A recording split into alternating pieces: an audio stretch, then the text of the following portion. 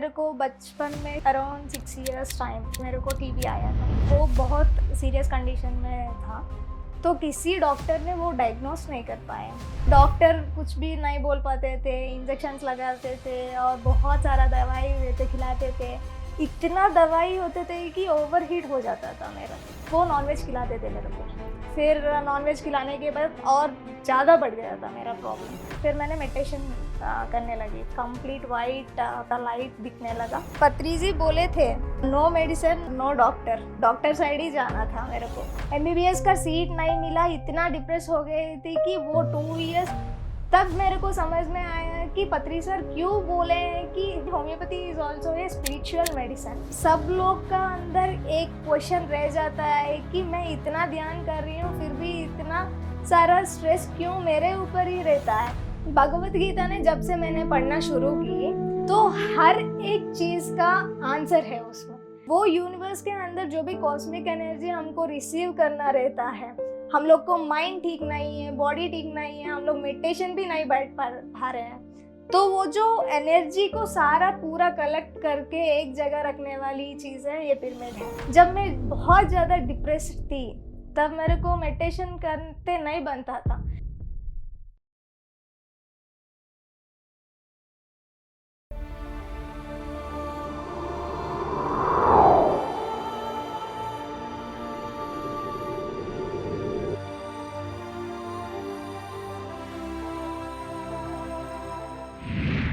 नमस्कार, आप सभी का बहुत बहुत स्वागत है हमारे कार्यक्रम आत्मा की यात्रा में। दर्शकों, हर सोल जब इस धरती पर जन्म लेती है तो वो अपने प्लान के साथ ही आती है, यानी हर सोल का कोई ना कोई उद्देश्य होता है। पर जन्म लेने के बाद हम ये भूल जाते हैं कि हमने इस धरती पर जन्म क्यों लिया है, हमारी लाइफ का उद्देश्य क्या है। ध्यान के माध्यम से हमें हमारा लक्ष्य पता लगता है।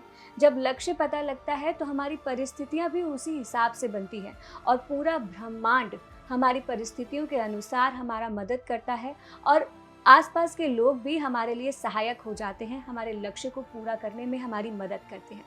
आज जिस ध्यानी से हम आपको मिलवाने वाले हैं वो है डॉक्टर सुप्रिया कृष्णा जी।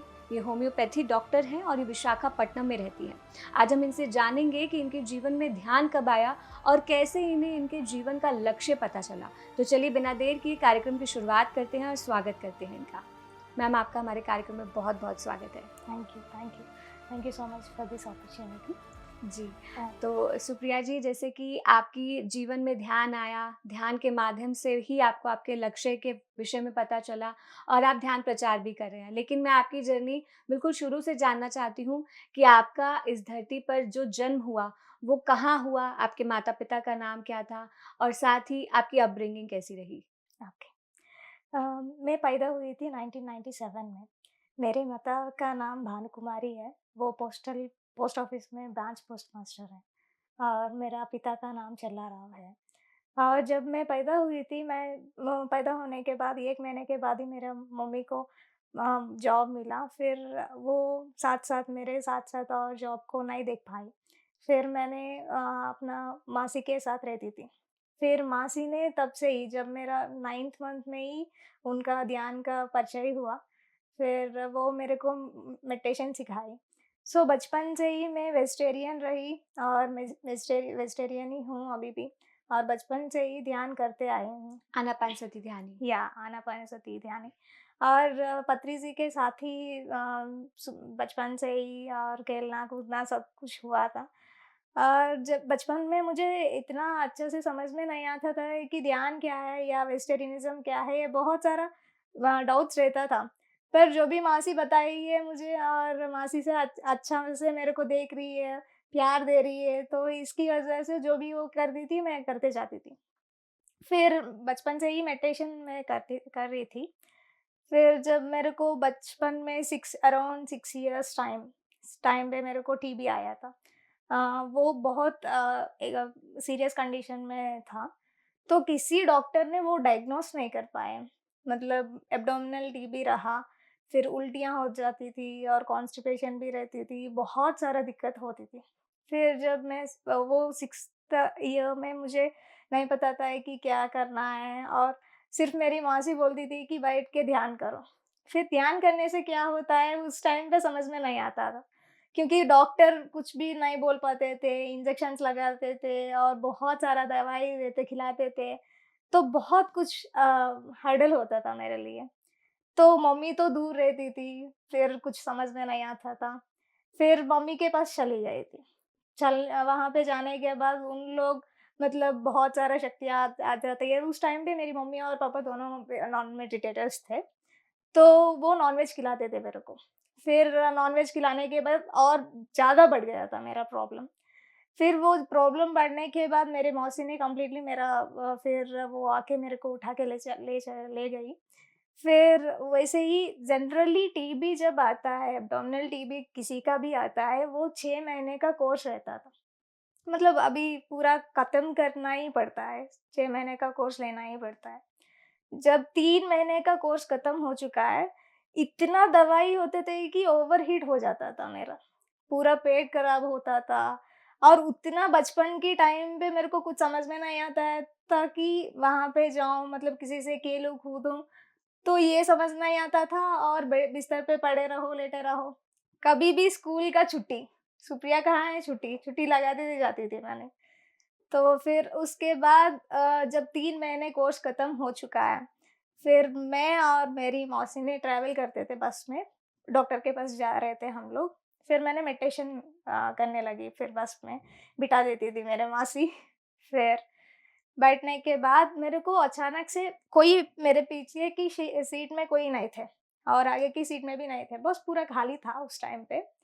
फिर मैं जैसे मेडिटेशन करने लगी, फिर पीछे से बहुत कोल्ड हैंड्स, ठंडा हाथ था। मेरा पीछे की कमर से कोई पकड़े हुए रहते थे। मतलब मुझे समझ में नहीं आता था, फिर आँख खोल दी, फिर पूरा देखी, फिर कोई समझ में नहीं आता था क्या हो रहा था। कोई पकड़ते थे, फिर मासी को बताई थी। मासी को बोलने वाली थी, पर वो सो रही थी। फिर मैंने मेडिटेशन में बैठ गई थी। फिर वो ऐसे-ऐसे चलते-चलते फिर वो पूरा हैंड्स को मेरा पूरा एब्डोमेन को इधर-उधर हाथ लगाते, फिर मुझे एक ट्रांस मतलब कंप्लीटली एक ब्लैंक हो गया था। कंप्लीट व्हाइट पिक्चर दिखने लगा, व्हाइट लाइट दिखने लगा। फिर वो कोल्ड हैंड्स मेरा पूरा एब्डोमेन में सर्च करके फिर वो क्या ने किया मुझे नहीं पता था, उतना अच्छे से याद भी नहीं था मेरे को। फिर वो खत्म हो गया। Then I went to the doctor, फिर उन्होंने फिर से टेस्ट वगैरह किए, फिर सिम्पटम्स भी मेरा गायब था उसके बाद। फिर टेस्ट वगैरह किए, दोबारा रिपीट किए। फिर उसके बाद ऐसा मेरा अंदर इतना हिम्मत आया है कि मेडिसिन को छोड़ना पड़ा। मतलब मेडिसिन खाते ही मुझे ज़्यादा हो जाता था। फिर मेडिसिन को बंद करवाए, फिर से टेस्ट रिपीट करवाए थे, तो पूरा नॉर्मल ही हो गया था उस टाइम पे। तो ऐसे मेरा जो भी टीबी था, एब्डोमिनल ट्यूबरकुलोसिस था, वो मैंने क्लियर करवा दी। तो इस उस टाइम पे मेरे को थोड़ा बहुत समझ में आया है कि हाँ, इन लोग जो भी बोलते थे, मेरे आस-पास में जितने बड़े लोग बोलते थे कि कुछ होता है मेडिटेशन में या कुछ प्रॉब्लम सॉल्व होता है। उस टाइम पे मेरे को थोड़ा बहुत समझ में आया था कि ओके, मेडिटेशन की वजह से कुछ ना तो कुछ प्लस पॉइंट्स है और I should be non vegetarian. After that मेरे माता और पिता ने दोनों भी मेडिटेशन में आ गए फिर आपको देख के। यस। तो सुप्रिया जी, जैसे आपकी जो इतनी बड़ी मतलब कह सकते हैं कि आपको ट्यूबरकुलोसिस था और वो आपने ध्यान से हील कर लिया इतनी छोटी एज में, तो ये बहुत बड़ी बात है। तो आपकी आगे की जर्नी जानना चाहूँगी कि आप स्टडीज़ में उस समय कैसे थे? स्पोर्ट्स में कैसे थे? थोड़ा उस बारे में बताइए। तो मम्मी दूर में रहती थी, तो मेरे को बिल्कुल अच्छा नहीं लगता था कि स्कूल जाऊँ या कुछ करूँ, अच्छा नहीं लगता था। पर सब लोग इतना मुझे प्यार करते थे कि दे वर रियली हैप्पी दैट मतलब सुप्रिया जब आती नहीं थी स्कूल, तो उन लोग को सुप्रिया कहाँ है, कहाँ पर है, मतलब इतना अच्छे से नहीं पढ़ती थी, फिर भी उन लोग को इतना प्यार, मतलब क्यूट स्टूडेंट बोल सकती हूँ। तो उस टाइम पे बहुत इतना अच्छा नहीं थी। पर जब मेरा स्टेप आगे बढ़ते गया, मेरे को उस टाइम पे 10th तक ऐसे कुछ नहीं था। 10th क्लास होने के बाद मैंने बाईपीसी लेना पड़ा मुझे। जब पत्रीजी बोले थे नो मेडिसिन और नो डॉक्टर, फिर भी मेरे को नहीं बताया कि मुझे डॉक्टर साइड ही जाना था मेरे को। मतलब मेरे को सर्जरी करना, किसी को हील करना, ये सारा बहुत अच्छा लगता था। मतलब वो सारा देख के भी मुझे बहुत अच्छा लगता था कि डॉक्टर, हाँ, डॉक्टर बनना है मेरे को। पता नहीं समवेयर कि मैं मेडिकेशन नहीं यूज़ नहीं की हूँ, मैं डॉक्टर के पास जाना नहीं चाहती थी बचपन में, डॉक्टर के पास जाके इंजेक्शन वगैरह नहीं लगवाना चाहती थी। फिर भी मुझे नहीं पता है कि कैसा हो गया, हो गया। तो फिर बाईपीसी ली थी मैंने, inter first year, inter second year हो गया था, खत्म हो गया था। इतना क्यूरियस थी कि मैं उस फील्ड तरफ जाऊँ कि एमबीबीएस साइड जाऊँ। फिर वो इंटर सेकंड ईयर खत्म हो गया। इंटर से सेकंड ईयर खत्म होने के बाद मेरे को सीट नहीं मिला एमबीबीएस में। फिर मैं इतना डिप्रेस्ड हूँ कि बहुत डिप्रेस्ड थी। और उस टाइम पे जब 9th क्लास में थी, वामसी से मेरा मुलाकात हुआ। He is my best half ना। तो वो वो भी दूर-दराज़ रहता था और उनसे भी बात नहीं हो पाता था और लॉन्ग डिस्टेंस रहता था हमारा। बीच में बात भी नहीं हो पाता था इतना ज़्यादा। फिर वो अलग डिप्रेशन था और ये अलग डिप्रेशन था। एमबीबीएस का सीट नहीं मिला, इतना डिप्रेस हो गई थी कि वो 2 इयर्स मैं वामसी से बात नहीं किया। मतलब बहुत प्यार था हमारा, फिर भी उस टाइम पे बात नहीं हो पाया। And at the same time इतना डिप्रेस्ड थी कि मैं किसी से बात भी नहीं करती थी।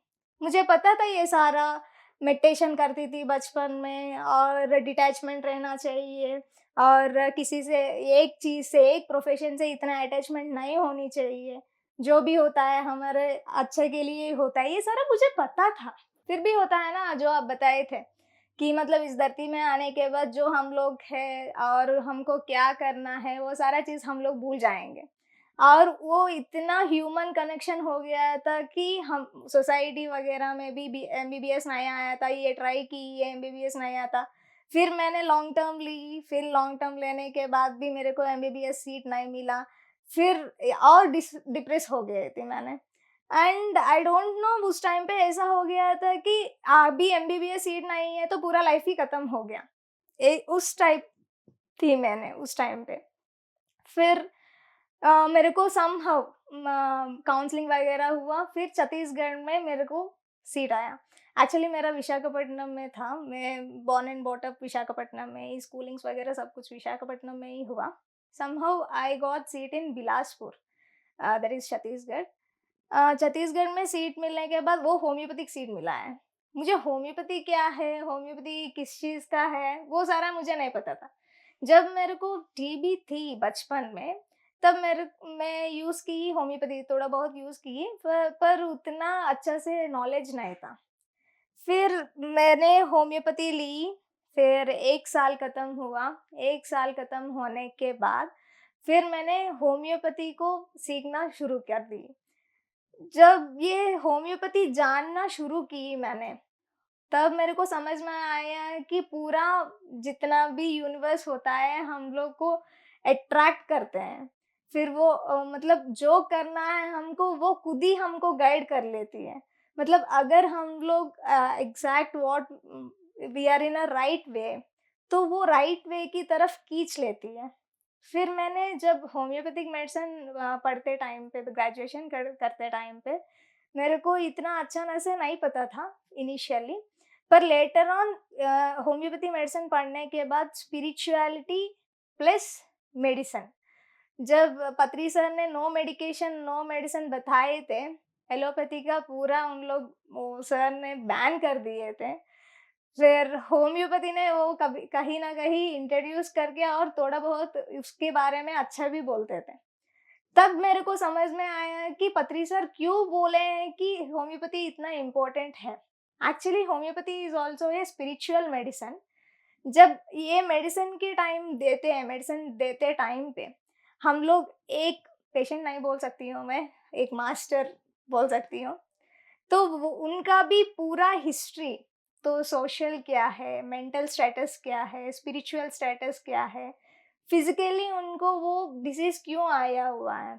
तो जितना भी हम लोग मेडिटेशन कर किए, तो सब लोग का जीवन में कुछ ना कुछ आते ही रहते हैं। मतलब मन में एक क्वेश्चन रहता है कि मैं भी मेडिटेशन करती हूँ, फिर भी इतना मेरे को क्यों हो रहा है, इतना कर्मा क्यों है, मेडिटेशन करने के बाद कर्म पूरा फ्लैट हो जाना चाहिए, ऐसे सोचते हैं सब लोग। तो वो कहीं न कहीं इंटरलिंक था, मेडिटेशन और स्पिरिचुअलिटी और होम्योपैथिक मेडिसिन का इंटरलिंक था, है अभी भी मतलब। तो होम्योपैथिक मेडिसिन जब मैंने सीखने लगी, तो वो स्पिरिचुअलिटी से कैसे जुड़ा हुआ है। तो एक पर्सन ने होली ट्रीट कैसे करते हैं, उनका माइंड कैसे ट्रीट करना पड़ता है। हर एक बॉडी ऐसे मतलब प्रिपेयर किया गया है कि एक डिफेंस की तरफ किया गया है। जैसे हमारा देश में सोल्जर्स रहते हैं, वैसे हमारा बॉडी में भी सोल्जर्स रहते हैं। वो सोल्जर्स हमारे लिए काम करने के लिए हमेशा तैयारी रहते हैं। वो सोल्जर्स को हम लोग को देना पड़ता है थोड़ा बहुत शक्ति। वो शक्ति कहाँ से मिलेगा? यूनिवर्स में जब कॉस्मिक एनर्जी वगैरह रहता है, वो कॉस्मिक एनर्जी हम लोग का अंदर लेना पड़ता है, तब जाके वो फिजिकली हीलिंग होता है। तो जब ये माइंड का पूरा डिस्टरबेंस हो जाता है ना, ये माइंड डिस्टर्ब होने के बाद ये एक माइंड है, एक ब्रिज जैसे रहता है। वो स्पिरिचुअल फोर्स बता सकते हैं या स्पिरिट बोल सकते हैं या आत्मा बोल सकते हैं, जो भी बोल सकते हैं।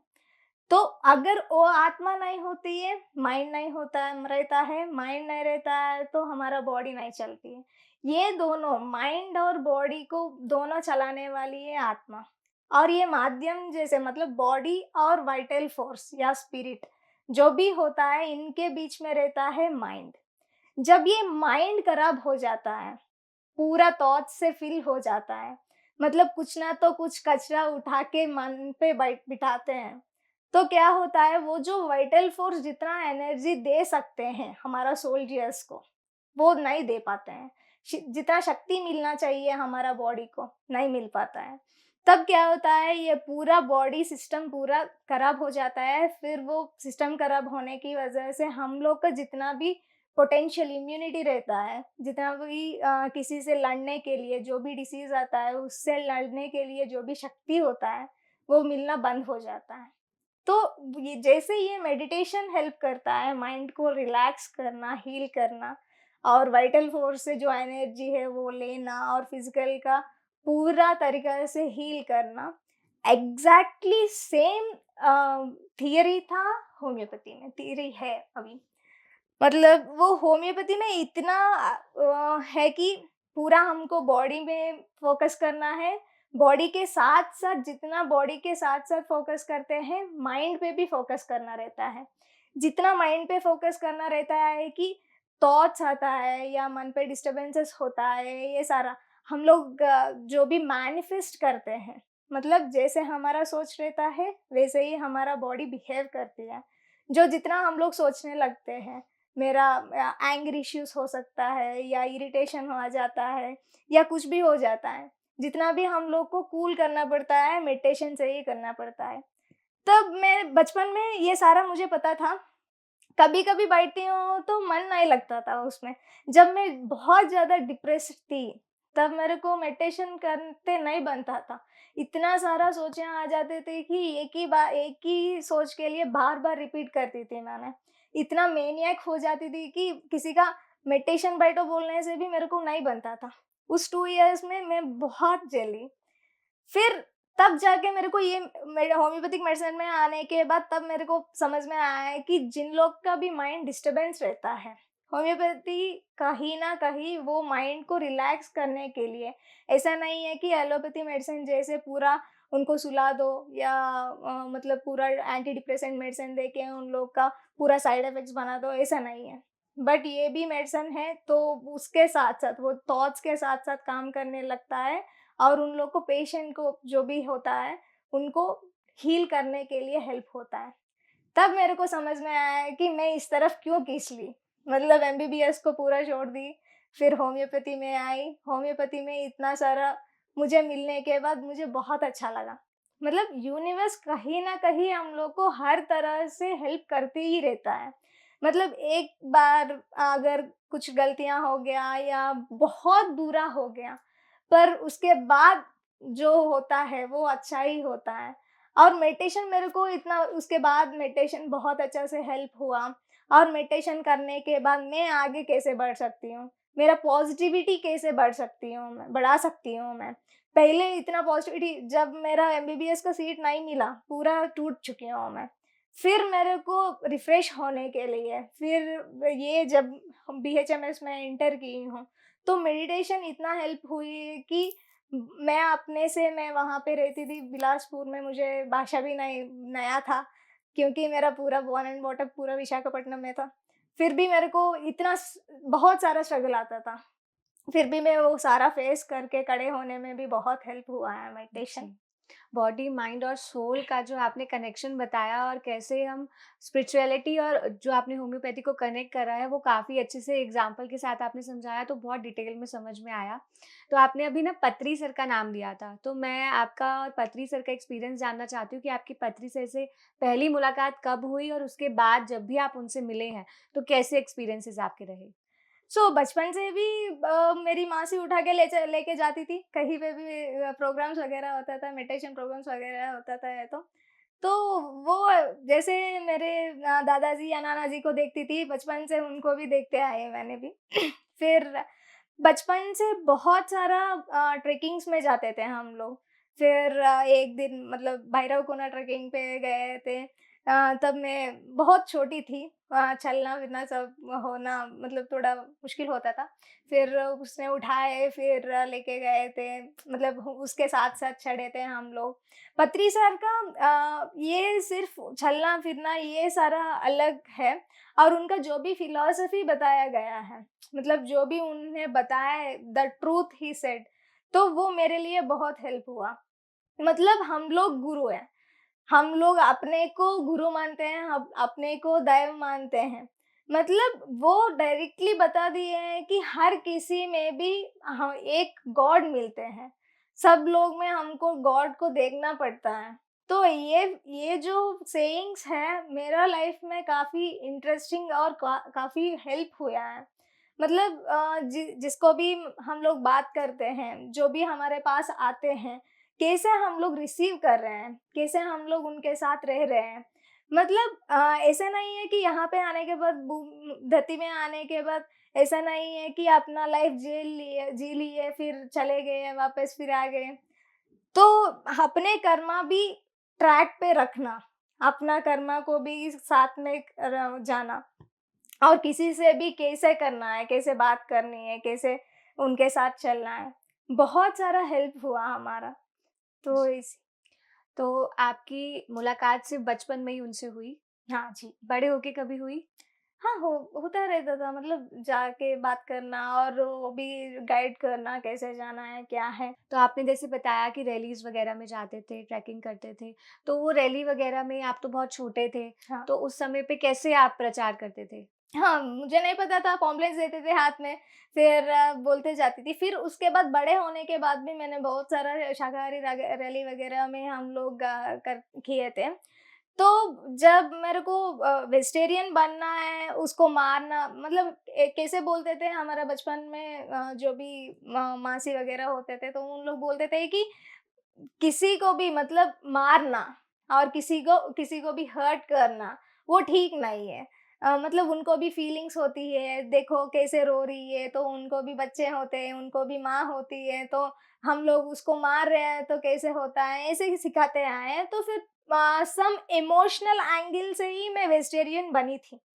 फिर उसके बाद से जो भी हुआ, मेरा अंडरस्टैंडिंग और मेरा जितना भी बुक्स मैंने पढ़ी, भगवत गीता श्लोकास वगैरह पढ़ती हूँ मैं, तो उससे मेरे को समझ में आया है कि देखो, जो भी हम लोग खा रहे हैं, और डॉक्टर बनने के बाद भी जो भी हम लोग खा रहे हैं, जो भी हम लोग ले रहे हैं, उसी से हमारा बॉडी बनता है।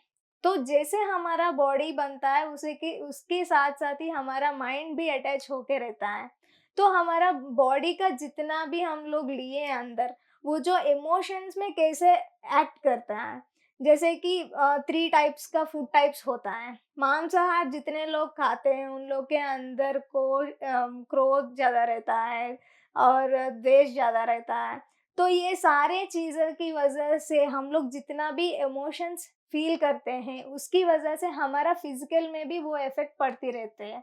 फॉर एग्ज़ाम्पल, हम लोग का किसी एंगर गुस्सा आया तो उसको हम लोग बहुत सप्रेस कर दिए, वो सप्रेस होके जाता है अल्सर्स, मतलब वो अल्सर की तरफ हमारा बॉडी में इफेक्ट करती है। तो ये मैं नहीं बोल रही हूँ, बहुत सारा साइंटिफिकली प्रूवन भी हुआ है। जितना भी हम लोग हमारा इमोशंस को सप्रेस करते हैं, जितना भी हमारा इमोशंस को एक्सप्रेस करते हैं, ठीक है, जो सप्रेस करते हैं वो हमारा बॉडी पे एक्ट करता है, और जितना भी हम लोग एक्सप्रेस भी करते हैं हमारा आसपास का लोग टूट जाता है, जो भी जितना भी रिलेशन होते हैं वो भी टूट जाते हैं। और फिर आते हैं और जो भी हम लोग खाते हैं नॉर्मल फूड, मतलब हमारा जो भी खाने के लिए टेस्ट बड्स के लिए खाते हैं वो सारे की वजह से भी थोड़ा बहुत वो होता ही रहता है बॉडी में। बट शुद्ध शाकाहारी जो होते हैं, शुद्ध वेजिटेरियंस, प्योर वेजिटेरियंस जो होते हैं, बॉडी में इतना इफेक्ट, मतलब बॉडी में नहीं, साथ साथ हमारा माइंड पे भी इफेक्ट करना रहता है।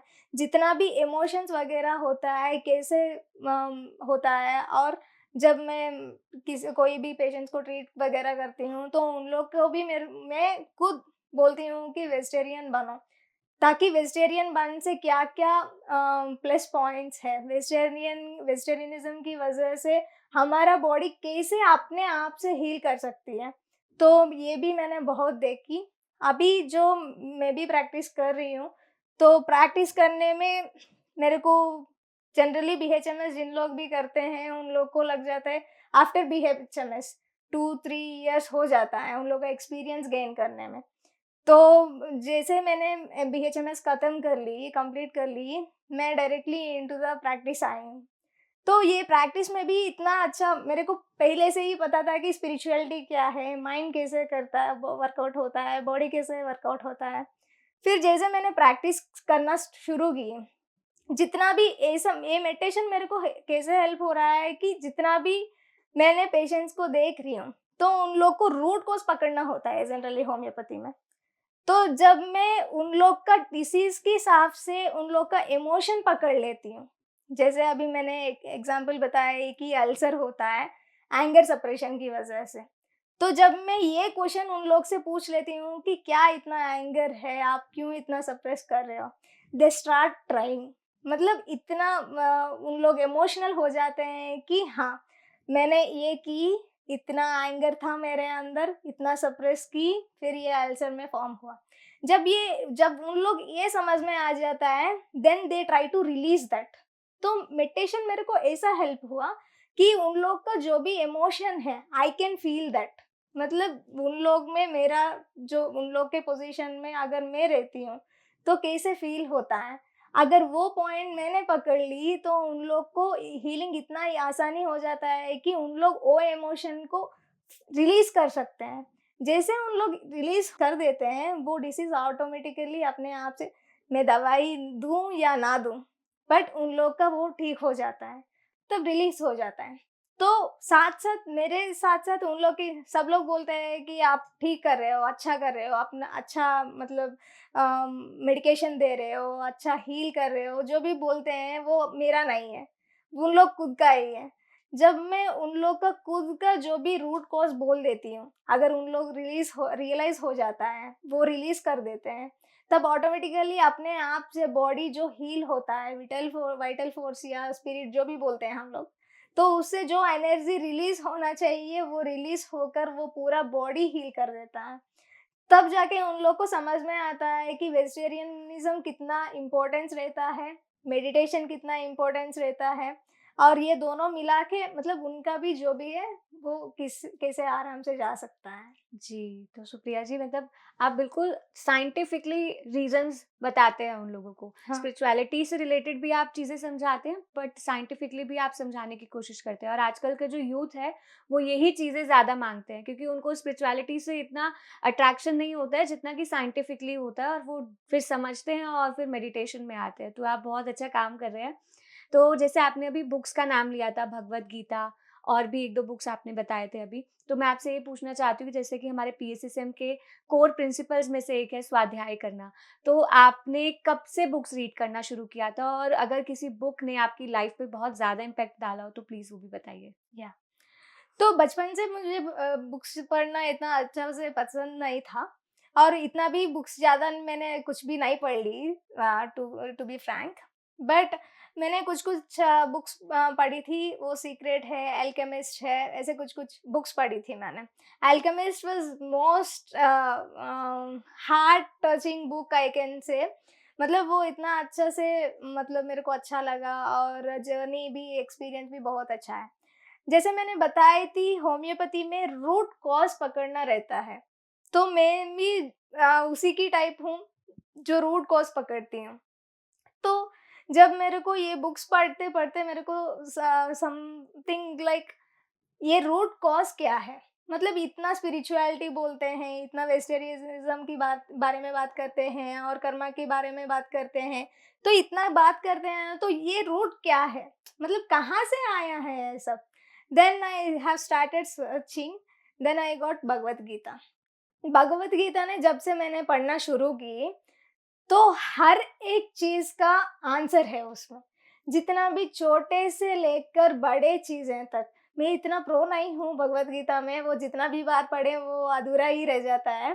पर जितना भी है उसमें एक-एक चीज़, एक-एक लाइन, एक-एक श्लोक वगैरह है, एक-एक बातें हैं। तो हर लाइफ़ के बहुत ही ज़्यादा important book I can say Bhagavad Gita.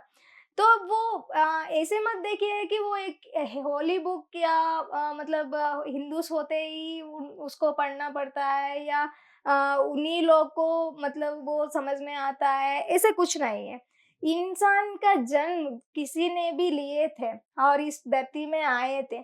उन लोग मतलब अपने धरती में अपने काम करने के लिए वो इतना हेल्पफुल होता है कि हर एक चीज़ में वो हेल्प होता है। बहुत लोगों को, जैसे मैंने बताई थी, कि सब लोग का अंदर एक क्वेश्चन रह जाता है कि मैं इतना ध्यान कर रही हूँ, फिर भी इतना सारा स्ट्रेस क्यों मेरे ऊपर ही रहता है? इतना सारा दुःख मेरा ऊपर ही क्यों रहता है? इतना सारा प्रॉब्लम्स मेरे को ही क्यों है? फिर भी सारे लोगों को, बहुत सारे लोग मेडिटेशन करते हैं, बहुत सारे लोगों को ये आंसर कभी नहीं मिलता है। पर भगवद गीता पढ़ने से वो सारे चीज़ों आपको मिल जाता है। जो भी है आप कर चुके हैं कर्म, और उसको अभी जो भी हम लोग फेस कर रहे हैं वो कर्मफल। अभी जितना भी हमारा लाइफ में गलतियाँ किए हैं, गलतियाँ नहीं बोल सकते हैं, जैसे पत्री सर बोलते थे कि गलत या सही कुछ नहीं होता है। वो जो भी हम लोग देखते हैं उसी टाइप का हम लोग को दिखने लगता है। वैसे ही श्री कृष्ण ने भी बताया था कि भगवद गीता में ये सच है, ये झूठ है, ऐसा कुछ नहीं, कोई कुछ भी नहीं रहता है। जो अपने मन से कर रहे हैं, या कुछ भी किसी को भला कर रहे हैं या कुछ भी कर रहे हैं, डिटैचमेंट से करना है। जैसे श्री कृष्णा ने जन्म लिए, फिर जन्म लेने के बाद इस धरती में आए, आने के बाद उनको भी 8 बीवियाँ हैं, और उन अपने हाथों से द्वारका नगर का निर्माण किए, और अपने हाथों से कुरुक्षेत्र में भी सब लोग का हेल्प किए हैं। पर जो भी किए वो डिटैचमेंट से किए। वो भी एक मनुष्य जैसे ही जन्म लिया था। मतलब जैसे पत्री सर बोलते हैं, संसार में ही निर्वाण है। तो वो श्री कृष्ण ने क्या किया? वो अपना जन्म लिया, वो अपना सब कुछ, वो जितना करना है अपने तरफ से, मामा कंस को मारना था, मार दिया। फिर भी वो भी डिटैचमेंट से ही किया। और जितना भी कुरुक्षेत्र में परफॉर्म किए, जितना भी कौरव और पांडवों के बीच में युद्ध हुआ था, वो भी डिटैचमेंट से ही हुआ था। हम लोग को आज तक किसी को भी इतना अच्छे से नहीं जानते हैं कि श्री कृष्ण का जो भी बेटा है या बेटियां हैं, जो भी है, उनका नाम अच्छे से नहीं जानते। पर अभिमन्यु को हम लोग जानते हैं। तो हम लोग क्या करते हैं एज ए ह्यूमंस, हम क्या है, फिर अपने आने वाली के बच्चे क्या हैं, फिर पोता पोती को क्या है, फिर ये सारा पूरा संसार में हम लोग घुस जाते हैं अपने इस धरती में आने के बाद। पर वो श्री कृष्ण ने क्या किया है, वो संसार में जाते जाते साथ ही अपना धर्म क्या है वो सारा चीज बताया गया है। तो हम लोग को सब लोग को एक मन पे रहता है ना कि मेडिटेशन कर रहे हैं तो बहुत सारा शक्ति मिल जाना चाहिए, या बहुत सारा स्पिरिचुअल हो जाना चाहिए, या मुक्ति मिलना चाहिए। तो कहीं पे भी चले जाएंगे, हिमालयस में बैठेंगे, या कहीं पे दूर चले जाएंगे, वहाँ पे ध्यान करेंगे। तो वो सारा बुलशिट है। मतलब जैसे पत्री सर ने बताया है, तो जितना श्री कृष्ण ने किया है, हम लोग को भी वैसे ही करना है। पूरा हम लोग को परिवार से के साथ ही जाना है, जाते-जाते ही छोड़ना है। छोड़ना मतलब फिज़िकली छोड़ना नहीं है, डिटैचमेंट के साथ करना है।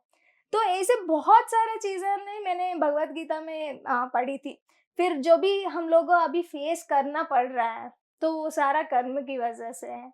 कर्म फल अभी जो मिल रहा है हमको वो है।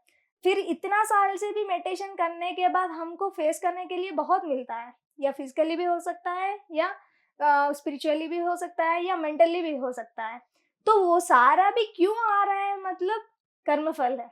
जो भी हम लोग गुस्सा निकाले या जो भी हम लोग अंदर घुसा दिए, दबा दिए, तो वो किसी ना किसी टाइम पे वो आता ही है, डिसीज़ जैसे कन्वर्ट होता ही है। तो जैसे एज होता है हम लोग के ऊपर वो सारा दिखने भी लगता है। यस। तो बहुत अच्छा बताया आपने कि लाइफ में कोई भी चैलेंज आ रहा है वो कर्म फल की वजह से ही आ रहा है। मेडिटेशन तो बस एक टूल है जो हमें उससे बाहर निकलने में, उसे एक्सेप्ट करने में हमारी हेल्प करता है। तो बहुत ही अच्छे से आप बिल्कुल समझा रहे हैं कि जैसे आपने श्रीमद् भगवद गीता से इतना ज्ञान लिया और उस ज्ञान को सिर्फ़ आपने पढ़ा नहीं, अपने जीवन में अप्लाई भी किया, समझा भी और आप दूसरों के साथ भी उसे शेयर कर रहे हैं। तो सुप्रिया जी, अब मैं आपसे जानना चाहती हूँ कि जैसे पत्री सर ने मेडिटेशन के साथ-साथ हमें पिरामिड का विज्ञान भी दिया है। तो मैं आपके पिरामिड के एक्सपीरियंसेस जानना चाहती हूँ। या जब मैं बचपन में थी मतलब ये पिरामिड है, मेडिटेशन है, ध्यान है, मतलब ध्यान करना है तो पिरामिड में घुसना है। बचपन में ही मेरे मौसी ने एक पिरामिड भी बनाई थी वो विलेज में। फिर जब मैं मुझे इतना अच्छे से नहीं पता है कि उस टाइम पे वो क्या था। फिर बाद में जब मेडिटेशन करने लगी और मेडिटेशन के बारे में पता चला, फिर मेरे को बहुत सारा एक्सपीरियंस हुआ है, वो पिरामिड में ही हुआ था। जब एक दिन मैंने मेडिटेशन बैठी थी, फिर पिरामिड में बहुत सारे लोग बैठे थे। वो बचपन मतलब अराउंड 11 इयर्स और 12 इयर्स। तो तब मेरे को पूरा सब लोग नीचे चले गए थे या है मुझे इतना भी अच्छा से नहीं पता था। पर उस टाइम पे मेरे को कंप्लीटली मेरा बॉडी ले डाउन हो गया था। मतलब मेडिटेशन में बैठी थी मैंने, सिटिंग पोज़ीशन में ही थी। पर फिर मैंने उस पोज़ीशन में कैसे लेट गई मुझे नहीं पता था। फिर वो लेटने के बाद पूरा मेरा सोल मेरा अंदर नहीं था, समझ लीजिए। मैं किसी और दुनिया पे चले गई, पूरा व्हाइट लाइट था, वहाँ पे कुछ-कुछ आवाज़ या सुनती थी मैं। इतना अच्छे से याद नहीं था बचपन में, पर वो जो हॉस्टल ट्रैवलिंग बोलते उसी को बोलते हैं या नहीं वो भी नहीं पता मुझे। पर वो हॉस्टल ट्रैवलिंग होकर फिर मैंने कहीं न कुछ बातें सुनी थी, फिर कहीं न कहीं घूम के आ गई थी। Later around 5 to 10 minutes they tried to wake me up, पर वो नहीं उठ पाई। फिर उससे मुझे पता चला है कि पिरामिड का वो जितना मतलब नॉर्मली मेडिटेशन करना और पिरामिड के अंदर मेडिटेशन करने में कितना फ़र्क रहता है, अंतर रहता है। फिर जब भी मेरे को पिरामिड के नीचे बैठती हूँ, तो अगर पा 10 मिनट या 15 मिनट में करना ध्यान वो चला जाता है कि 1 घंटा या डेढ़ घंटा कर पाती हूँ। और जितना भी एनर्जी फ्लो होता है, clearly I can feel in my veins. मतलब पूरा जो कॉस्मिक एनर्जी रिसीव होता है, वो डबल रहता है। बाहर करना और पिरामिड में रहकर करना, वो जो एनर्जी मैं रिसीव करती हूँ, it was really we can't say that in words actually.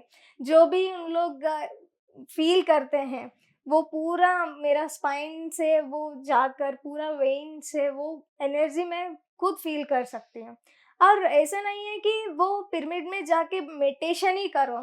किसी का भी अगर कुछ भी हो जाता है, कोई भी फिज़िकली उन लोग को कुछ समस्या वगैरह रहती है, तो उन लोग को वो अपने आप हील कर देती हैं। जैसे कि बहुत हिंदुओं की रिलीजियन में हिंदूज़ में बहुत सारा टेम्पल्स भी हम लोग को उसी ट्रायंगल की पोज़ीशन में देख सकते हैं। एक्चुअली वो जो कॉस्मिक एनर्जी जितना भी हमारा यूनिवर्स में एनर्जी होता है, यूनिवर्स बहुत सारी एनर्जी को भरा हुआ है यूनिवर्स के अंदर। वो यूनिवर्स के अंदर जो भी कॉस्मिक एनर्जी हमको रिसीव करना रहता है, हम लोग को माइंड ठीक नहीं है, बॉडी ठीक नहीं है, हम लोग मेडिटेशन भी नहीं बैठ पा पा रहे हैं। तो वो जो एनर्जी को सारा पूरा कलेक्ट करके एक जगह रखने वाली चीज़ है, ये पिरामिड है। जब हम लोग नॉर्मली मेडिटेशन नहीं बैठ पाए या मतलब आराम से नहीं बिठा पाए हैं, एक जगह पे नहीं बैठ पा रहे हैं, फिर भी ये जो जितना भी एनर्जी होता है, हम लोग उस पिरामिड के नीचे रहकर वो ले सकते हैं हम लोग। हमारा बॉडी को हील करने के लिए जो भी मैंने बताई थी, वाइटल फोर्स से हम लोग का वो एनर्जी मिलता है और बॉडी हील होता है। वो वाइटल फोर्स को स्टेबल करके, मेंटल फोर्स को स्टेबल करके, वो एनर्जी हमारा बॉडी में फील करने के लिए पिरामिड एक बहुत अच्छा चीज़ है। तो सुप्रिया जी, आपने बताया कि पिरामिड के पीछे की साइंस क्या है, कैसे हमें पिरामिड के माध्यम से 3 गुना ज़्यादा एनर्जी रिसीव होती है और आपका तो एक्सपीरियंस भी रहा है। तो आगे मैं आपसे जानना चाहती हूँ कि जैसे आपने बताया था कि आपके जो फियांसे हैं वो आपको मेडिटेशन के थ्रू ही मिले हैं। तो उसकी जो स्टोरी है वो भी आप प्लीज़ हमारे साथ शेयर कीजिए। यस। तो हम लोग मिले थे ध्यानवाद चक्रा 2 आई थिंक इन 2011 विशाखापट्टनम में मिले थे। फिर हम दोनों का तब से ही दूर का रिलेशन ही रहा। जितना भी प्रॉब्लम्स आते थे हम लोग साथ में ही सॉल्व करके मतलब अभी 2024 तक मतलब ऑलमोस्ट 14 इयर्स हो चुका है। 14 इयर्स जर्नी में भी बहुत हम लोग का बहुत लॉन्ग डिस्टेंस रिलेशन ही रहा हम लोग को। पर जितना भी प्रॉब्लम्स आते हैं हम लोग इक्वल मैच्योरिटी के साथ सॉल्व करने के लिए वो मेडिटेशन बहुत हेल्प किया हमको। और उनके फादर भी मतलब जो वंशी है उनका नाम, फियांसी का नाम, उनका फादर भी बहुत अच्छा मेडिटेटर है। वो भी देवालयी ध्यानालय करके एक प्रोग्राम भी करते हैं। मतलब हर अमावस्या और पौर्णमी के दिन में बहुत सारा मेडिटेशन कैंप्स वगैरह लगाते हैं और बहुत सारा मेडिटेशंस वगैरह करते हैं। तो मेरे को लक है मतलब किसी नॉन वेजिटेरियन फैमिली से मिल के फिर उन लोग वो जो कर्मा वगैरह शेयर करने से अच्छा मुझे बहुत अच्छा फैमिली मिला है कि उन लोग इतना मैच्योर्ड है और उन लोग भी वेजिटेरियंस है। हम लोग साथ में भी फ्यूचर में भी इतना ब्राइट रहता है कि साथ में जा सकते हैं, ऐसा फीलिंग।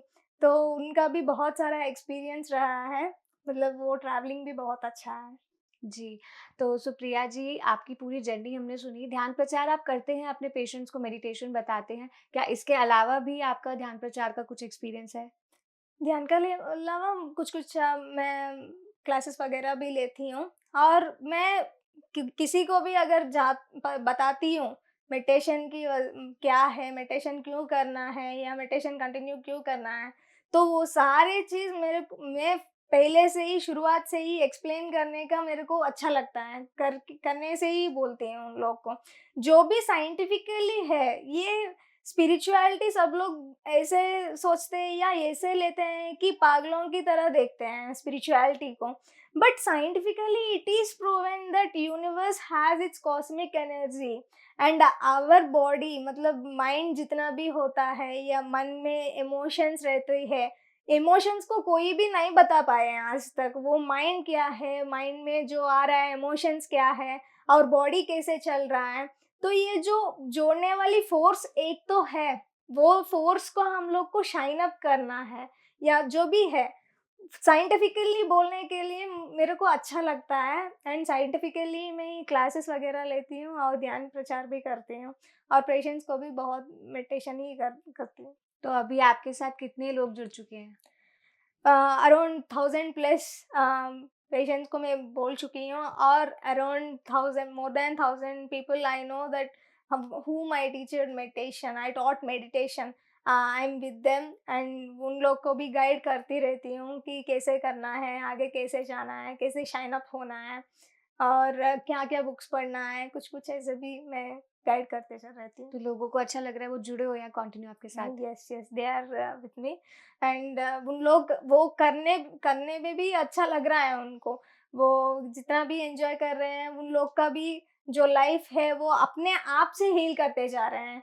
वो किसी के ऊपर डिपेंड नहीं कर रहे हैं, किसी के ऊपर अटैचमेंट, किसी के साथ अटैचमेंट रह रहे हैं। वो अपने से वो खुद करना भी मुझे अच्छा लगता है। They are leading their own life. जी, सुप्रिया जी, बहुत ही अच्छा काम है। जैसे पत्री सर ने कहा है, नो डॉक्टर नो मेडिसिन, तो आप डॉक्टर हो लेकिन कितनी अच्छी तरह से आप हीलिंग कर रहे हो कि मतलब आपने जैसे बोला कि रूट कॉज़ ही आप जब बता देते हो कि हमें रूट कॉज़ ही ख़त्म करना है, तो हमारी जो डिसीज़ है वो खुद ब खुद हील हो जाएगी। जैसे बचपन में भी आपने खुद को भी हील किया, वैसे आप दूसरों को भी हेल्प कर रहे हैं हील करने में। तो Yes. बहुत ही सुंदर आपकी जर्नी रही है। जाने से पहले चाहूँगी कि आप हमारे दर्शकों को भी एक संदेश दें। जो भी है अपना कर्मा, अभी जो जितना भी प्रॉब्लम्स आप फेस कर रहे हो या कोई भी दुख आपके पास आ रहा है, वो सारे चीज सिर्फ एक ही वजह से, ये कर्मफल की वजह से है। ये जो कर्मफल है, कर्मा ऑलरेडी कर चुके हैं हम लोग। वो जो पास्ट लाइफ में हो सकता है या उस इसी लाइफ में जो पहले हमको नहीं पता होगा, तो हम लोग कर लिए हैं।